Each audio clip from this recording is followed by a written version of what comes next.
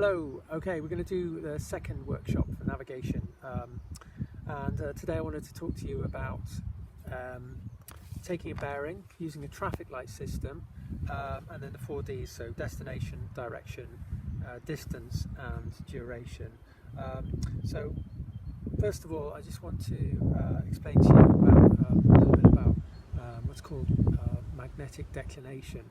Now there's three types of north. There's true north, magnetic north and grid north. Okay, the reason I'm mentioning this is just in case you ever come across it.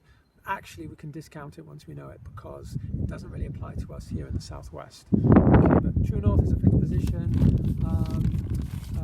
Some maps that aren't UK maps have their grid lines on their maps pointing to true north. However, UK maps do not. They're slightly off. Then we have what's called magnetic. So we have grid north, magnetic north, and true north. So magnetic north, which is your compass north, may be slightly different from your grid north. However, we can pretty much discount this at this moment in time. Okay, especially if we live, in Dartmoor. So we won't factor that in. Now, what I should say is when we navigate, when we first start to choose a destination, we want to build up as many TIG features or waymarks as we can along the way. So we're building a story or a narration, if you like, and ticking things off as we go. And then we want an overspill for our destination. So we know that if we've overshot it, we can then go on a back bearing or relocate. Okay, so I'd like to talk about traffic light system. So traffic light system is useful because if, for example, all you're doing is taking a bearing, it's very good visibility, the landscape's not very technical, you can pretty much call it green. You might not even have to stop, check your map, well, you might stay on your bearing. So we'll call that green. And amber, you start to have to get your eye in, concentrate a bit more. If you're in a group, you might have to maybe not talk so much. And then red, being real micro navigation, where you have to really focus, tighten the screw, and it might be very, very technical terrain that you're in. Okay, now let's choose our destination. So I want to deliberately go to the hard part for navigation, which is over the northwest side of Dartmoor. If anyone's done the Dartmoor 600s, it's always really interesting for navigation. So we're going to imagine we're coming from the A386, coming over towards, I don't know, Tavy Cleve, let's say towards Cut Hill here. Now we want to choose our route, which we will. We'll decide to come along the Wallerbrook here, and then we're going to handrail this linear feature. So handrailing a feature such as a stream or a river, always very useful, or elite. And we do something called aiming off quite often. So we choose our location, our destination, we might aim off it so that we can just simply handrail the linear feature.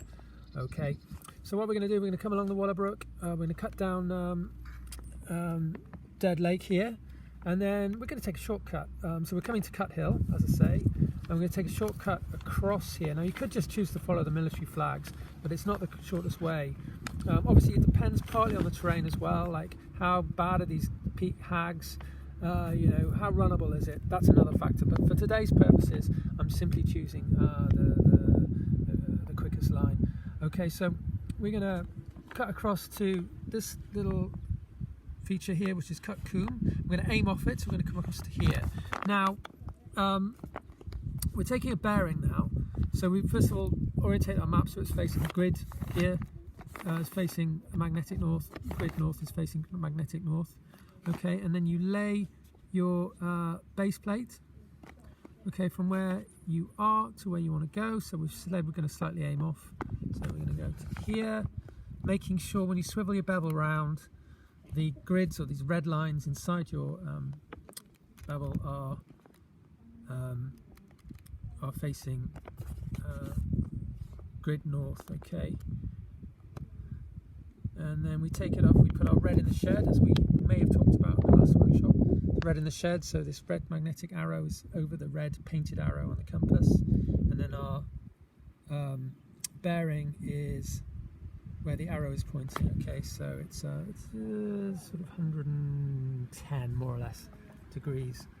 All right, which kind of makes sense if you look at it.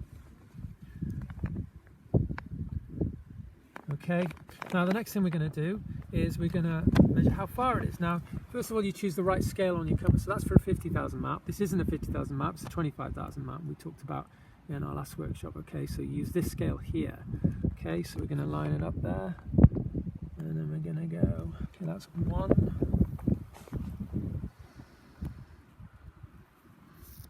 So it's about 1.3 kilometers. So 1.3 kilometers more or less, so not quite a mile. All right.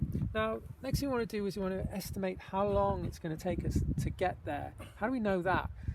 Well, for running and walking, it's obviously different. So if you had what I usually do as a rule of thumb is take your average running speed and then add on, say, 10 minutes for some average, not too technical terrain if it's off-road. So I don't know, let's say it's an hour in this case for 10 kilometers. So that's 6 minutes per kilometer. Okay, now we've just said it's 1.3 kilometers. So do the math. My maths isn't great, but let's say an estimate of that. So 6 minutes for a kilometer, and then another third. So let's say 8 minutes. Okay. Now what we want to do is factor in the contour. Now, so what contours do we have in the way here? We're going uphill or downhill. As we said yesterday, we talked about contours coming towards you as being uphill, and going away from you as going downhill. We're not contouring around, we're sort of coming across, we're going slightly uphill. So we've got sort of 1, 2, 3, 4, 5 contours. Okay, that's about 50 meters. Now, because they're quite evenly spaced, these contours, they're not very steep, so they're not very close together. I'd probably say it's about 30 seconds per contour. When you get to more, technical, really steep terrain, you might want to say a minute per contour. So 2.5 minutes, 5 contours, let's say 2.5 minutes, add on to our 8 minutes. So that's sort of like 10, 11 minutes for our sort of estimated duration, okay, or the time we expect to take to get there. And then we're simply hand railing this around. Okay, this should be fairly straightforward. Hand railing it, and then eventually due south when it comes around the corner. And then we might want to take another bearing when we get to the military flags here, which will be there on the ground, quite easy to see. Now if we lay it across the cut hill, remember we're going to, it's about sort of half a kilometre, 500 metres say. Alright, so that in a nutshell is our 4Ds.